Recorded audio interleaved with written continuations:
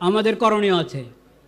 আমাদের করণীয়, প্রশাসনের করণীয় নিজেদের ঈমান এবং ইসলামের পরিচয় দেওয়া। এই বিষয় কাদিয়ানি বিষয় যে ঈমানি দায়িত্ব, সেই ঈমানি দায়িত্ব পালন করে নিজেদের ঈমান এবং ইসলামের পরিচয় দেওয়া প্রশাসনের দায়িত্ব। সাংবিধানিক দায়িত্ব আমানতদারির সাথে এই বিষয়টাকে উপস্থাপন করা, কোনো ধরনের ধোঁকা প্রতারণার আশ্রয় না নেওয়া।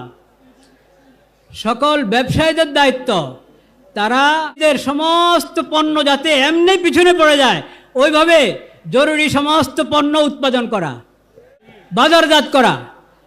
কাদিয়ানীদের সমস্ত আরএফএল এবং প্রাণ অনেক বিভিন্ন নামে কাদিয়ানীদের অনেক পণ্য আছে, এগুলো সব বয়কট করা, পরিত্যাগ করা জরুরি, ফরজ।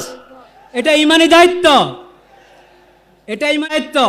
নামাজ পড়ি রাসূলুল্লাহ সাল্লাল্লাহু আলাইহি ওয়াসাল্লামের সুন্নত মোতাবেক, অজুখানে গিয়ে দেখা যায় আরএফএলের বদনা, আরএফএলের লোটা।